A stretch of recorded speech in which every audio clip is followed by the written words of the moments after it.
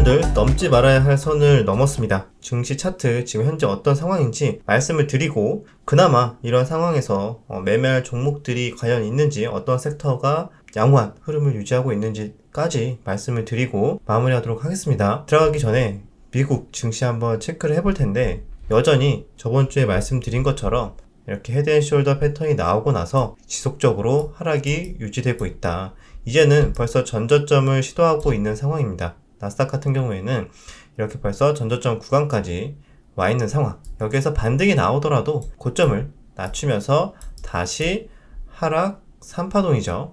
하락 1파, 상승 2파, 하락 3파까지 나올 수 있는 상황이고, 이 상승 2파가 제대로 나오지 않고 그냥 여기서 지지를 횡보하면서 기간 조정이 나올 수도 있어요. 이렇게 약하게 기간 조정 나오다가 하락할 수도 있고, 아니면은 다이렉트로 하락할 수도 있죠. 그래서 어쨌든 방향은 뭐죠?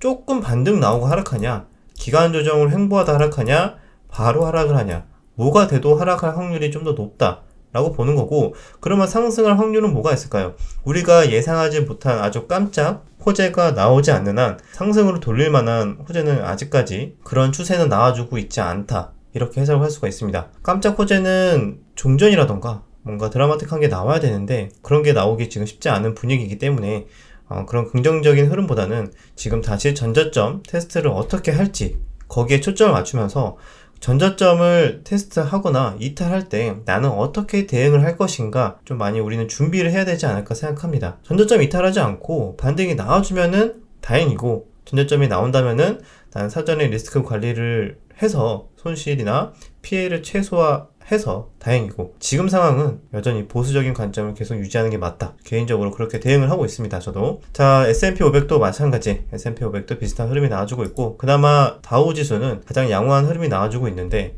이것도 결국에는 이 고점에 대해서 이렇게 저점과 고점이 낮아지는 이 추세에 들어왔기 때문에 보수적인 관점 유지를 해야 된다. 자, 무엇보다 미국 차트도 나스닥 같은 경우에는 조금 불안하지만 미국 차트보다 우리나라 국내 또 지수를 봐야겠죠. 넘어야 할지 말아야 될 선이 최근에 그래도 의미있게 버텨줬던 이런 60일 이동평균선과 이런 120일 이동평균선을 둘 다 이탈을 했습니다. 코스피 기준에서도 이때 12월달 이때만 해도 잘 버티고 있었거든요. 한 2주 정도 120일 이동평균선을 계속 버텨주는 흐름이 나왔다가 하락을 했는데, 그 밑에 60일 이동평균선이 있어서 이 구간에서는 한 일주일 정도 버텼어요. 120일 이동평균선에서는 한 2주 정도 버텼고, 그 밑에는 일주일 정도 버티다가 금요일날 전부 다 하락 이탈을 했습니다. 자, 이런 흐름은 정말 증시가 힘이 없어서 이런 거예요. 어떻게 보면은 빠지더라도 이전에도 제가 말씀드렸던 것처럼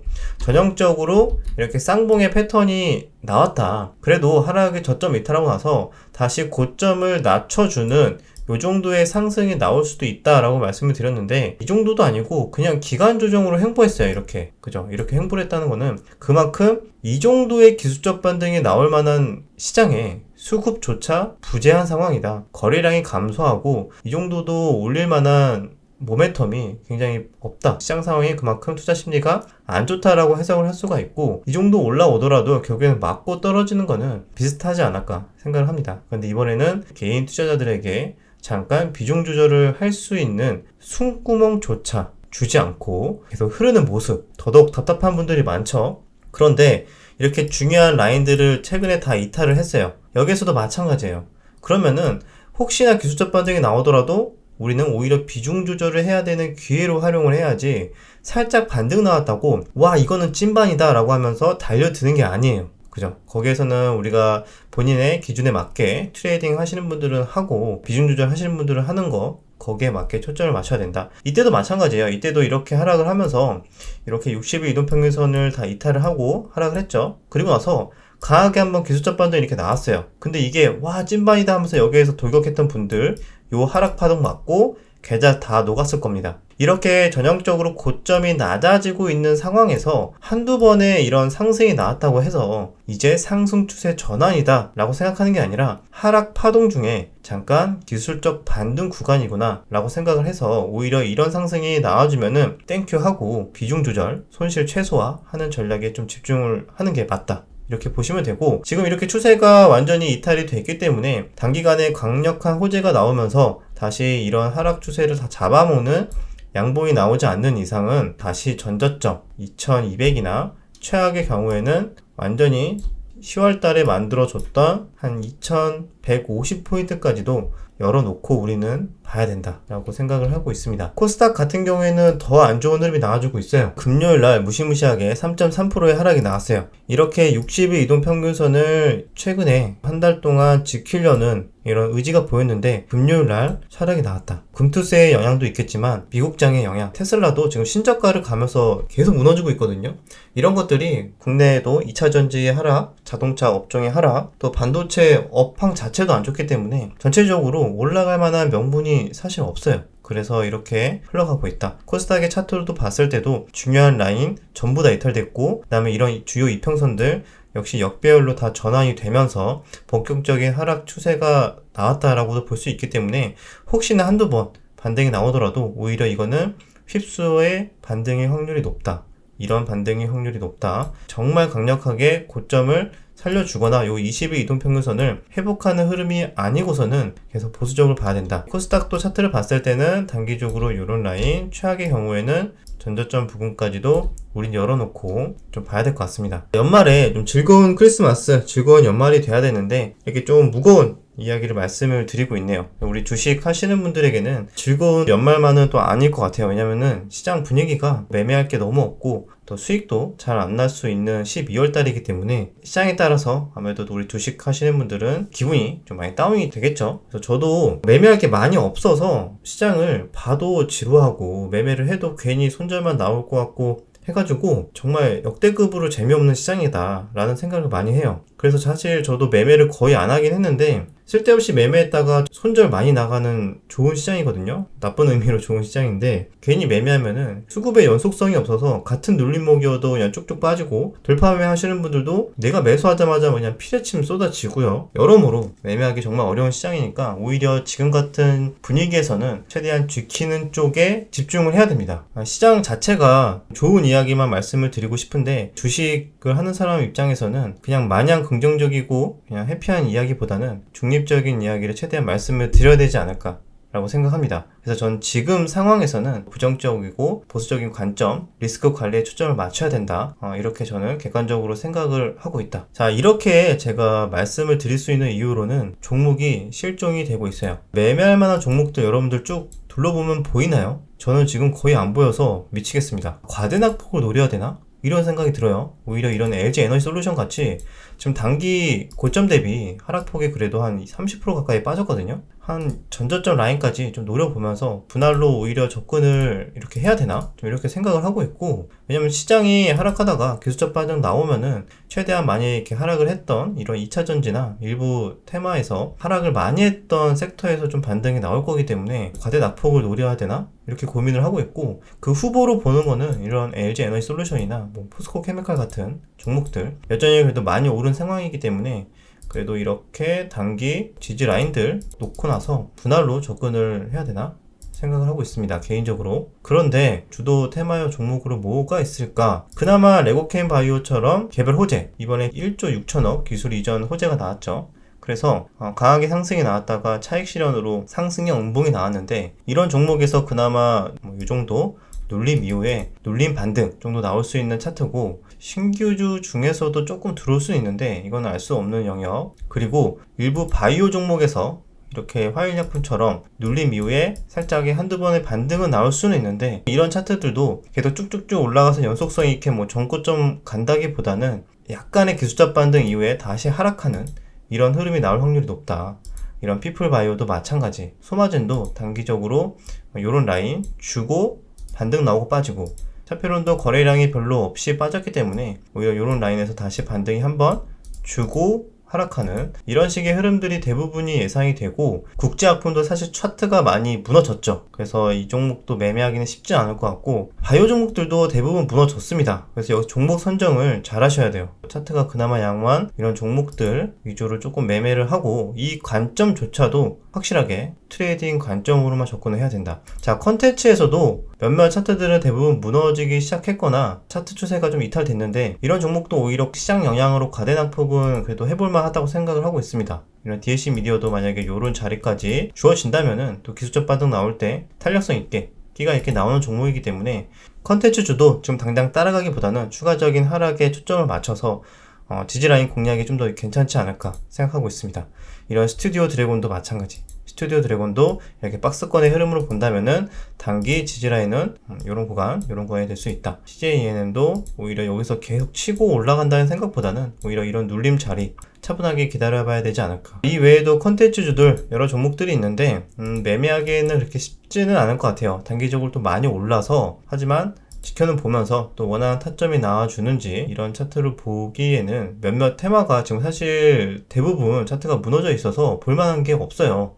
이렇게 몇몇 개별 바이오나 컨텐츠나 그 외에는 AI 쪽도 봐야 되는데 솔트룩스나 코난테크놀로지, 마인즈랩, 셀바스 AI 이런 종목들, 데이터 솔루션 버티고는 있는데 이런 종목도 지금 당장의 자리보다는 단기 지지라인들 이렇게 잘 잡아야 될 것 같습니다. 코난테크놀로지도 거래대금이 좀 부족하지만 단기 이런 지지라인들 잡아가면서 마인즈랩도 마찬가지.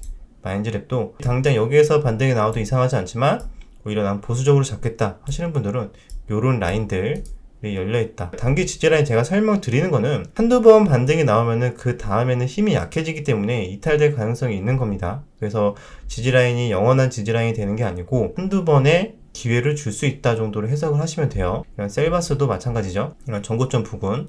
하지만 시장이 언제든지 우리 금요일장 코스닥이 무너지는 것처럼 한두 번만 무너지는 게 나와도 이런 추세 다 이탈하고 하락을 하니까 무엇보다 시장의 흐름을 좀 더 주시하면서 시장 대비 수상하게 잘 버티는 테마나 섹터가 이제 종목들이 뭐가 있는지 그 부분까지 같이 연결 지어서 우리는 대응을 해야 됩니다. 그래서 그런 것들이 어려우면은 정말 한두 종목 집중하고 아니면은 매매 쉬거나 이런 식으로 하는 게 오히려 내 소중한 돈을 지킬 수 있는 방법이다. 자, 데이터 솔루션도 조금 올라오는 모습이지만 시가총액이 많이 부족한 상황. 로봇주도 조금 강한 흐름이 나오는 것 같았는데 역시 시장을 강하게 이기지는 못하고 있어요. 아직까지는 추세는 버텨주고는 있는데 추가적으로 시장이 빠져준다면은 언제든지 또 추세를 이탈할 수 있는 상황이다.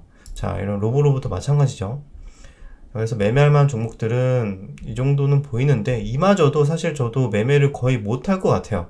왜냐면은 시장 자체가 무너지면 결국엔 다 손절이 나갈 것 같아서 좀 더 보수적인 관점으로 지켜봐야 될 것 같다. AI 쪽으로 추가로 들어올 만한 종목들도 이런 오픈베이스나 비트나인 이런 종목들도 있긴 한데 일단 지켜만 보고 있습니다. 차트상에서는 어느 정도 매집을 하는 것 같아서 컨텐츠 중에서도 이런 키스트 같은 종목도 오히려 좀 과대로 많이 빠지면 괜찮지 않을까. 최근에 굉장히 강하게 버텨줬던 이런 중국 리오프닝도 금요일날 같이 무너졌습니다. 차트 추세는 아직 살아있지만 중요한 라인에서 나올 반등은 대부분 나온 상태고 여기서 이슈가 어느 정도 소멸이 되면서 하락이 나올 수 있다. 그렇게 본다면은 좀 더 매매할 만한 섹터가 테마가 지금 많이 줄어들고 있구나 라고 생각할 수가 있어요. 자, 그래서 완전히 끝난 건 아니지만 일단 좀 더 숨고르기 형태 횡보하는 모습을 지켜봐야 되기 때문에 당장 매매하기에는 쉽지 않다. 자, 그렇게 본다면은 종목들을 다 봤습니다. 매매할 게 없죠. 리튬 종목도 보시면은 쌍봉 흐름 나오고 전형적으로 고점에서 이제 하락이 나올 확률이 높은 차트가 나와줬습니다. 그래서 여기에서 충분히 기술적 반등이 나오더라도 언제든지 맞고 강하게 하락이 나올 수 있기 때문에 짧은 단타, 데이 트레이딩 하시는 분들이 아니면은 쉽게 접근하기 어려운 테마라고 보시면 될 것 같아요. 그래서 하이디로 리튬, 어반 리튬 이런 종목들이 있는데 이런 종목들도 대부분 차트 최근에 무너졌기 때문에 조심히 대응을 해야 된다. 그리고 코로나 관련으로 올라왔던 종목들도 이게 연속성이 조금 불안하죠. 그래서 기술적 반등 나올 수는 있는데 이런 거 기술적 반등 노리려고 욕심 부리다가 이렇게 크게 한번 맞아버리면은 사실 남는 게 없습니다. 그래서 그런 매매보다는 내가 확실하게 잘할 수 있는 종목이나 좀 테마에 집중하는 게 좋다. 애플카 관련해서도 올라온 종목도 추세가 잘 버티고 있는데 이 연속성 면에서는 살짝 반반이에요. 기대감이 얼마나 유지가 될까에 대해서는 조금 좀 더 지켜봐야 될 것 같습니다. 시장이 무너지는데도 불구하고 요런 라인을 잘 버틴다 이러면은 괜찮은데 그게 아니라면은 시간이 걸릴 수도 있다. 이렇게 정리를 한다면은 지금까지 쭉 말씀을 드렸는데 자, 머릿속에 남는 게 별로 없어요. 뭐 과대 낙폭 처음에 말씀드렸고, 과대 낙폭으로 2차 전지 애들 조심히 저점 한번 노려보자. 그리고 몇몇 이런 바이오, 호재가 있는 바이오나 과대 낙폭으로 좀 눌림으로 노릴 수 있는 이런 바이오 종목들 조금 있고, 그리고 컨텐츠 내에서도 차트가 양호했던 종목들 위주로 한번 노려볼만 하다. AI 쪽에서도 나름 잘 버티는 애들에서도 지금 당장 따라가는 게 아니라 추가적인 하락이 나왔을 때 좀 보수적인 타점이 괜찮을 것 같다. 자, 이거 말고는 5G도 나름대로 좀 잘 버티고는 있는데 5G는 사실 우선순위에서 많이 벗어나기 때문에 개인적으로 매매를 할 것 같진 않아요. 그 외에는 이런 바이오 종목, 뭐 알루미늄도 있는데 이것도 다들 애매합니다. 다 애매한 지금 차트들의 흐름이 나와주고 있어서 과연 지금같이 투자 심리가 안 좋은데 굳이 매매를 해야 할까에 대해서 한번 질문을 해본다면은 손가락이 잘 안 나갈 것 같습니다. 지금 상황이 딱 그런 상황이에요. 지금 과연 손가락이 잘 나갈까? 사람들이 그런 분위기, 여기에서 최대한 선택과 집중을 해서 짧게 매매를 한다던가 자신 없으면 매매가 쉬는 게 계좌를 지키는 방법이지 않을까. 시장이 알아서 영원히 이렇게 시장의 분위기가 안 좋은 건 없어요. 여러 경험을 많이 했지만 이제 좀만 시간이 되고 새해가 되면은 알아서 세력이나 메이저가 알아서 판을 깔아줍니다. 그 판을 깔아주는 게 우리가 흔히 알고 있는 주도 테마, 주도주를 만들어줘요. 그렇기 때문에 지금 당장은 다들 사리고 있고 조심스럽게 돈을 오히려 빼고 있기 때문에 이런 흐름들이 안 나오고 있지, 시간이 지나면 알아서 세력들이 판을 만들어주기 때문에 우리 같은 만약에 차트 보고 매매하시는 분들이나 모멘텀 플레이 또는 강력한 호재나 재료가 나왔을 때 모멘텀 플레이를 하시는 분들은 그냥 기다리면 돼요. 이렇게 메이저, 기관이나 외국인이 알아서 시그널을 보내줍니다. 이쪽에서 차트의 흐름이나 거래량 이런 것들을 보면은 그 흔적들을 다 미리 알 수가 있기 때문에 그 흔적들이 나오고 나서 우리는 공략을 해도 늦지 않다. 완전히 예측을 하면서 예측샷을 미리미리 막 날리다가는 또 한번 그 예측 벗어나면은 거의 돌이킬 수 없을 정도로 게다가 망가져 있기 때문에 우리에게는 그렇게 많은 기회가 있지 않다. 무리하게 매매하면서 몇 번 얻지 못하는 기회를 쉽게 날리면 안 되니까 나에게 남은 총알을 하나하나 아끼면서 좀 차분하게 기회를 기다린다는 생각으로 매매를 하면 되지 않을까라고 생각을 합니다. 올해 이제 얼마 안 남았죠. 일정까지 가볍게 체크 드리고 마무리하겠습니다. 내일은 그대로 진행이 되고 평상시대로, 하지만 27일 날 배당 기준일이에요. 배당 기준일이 뭐냐면 이제 배당 받고 싶은 분들은 27일까지 매수를 하고 홀딩을 하셔야 돼요.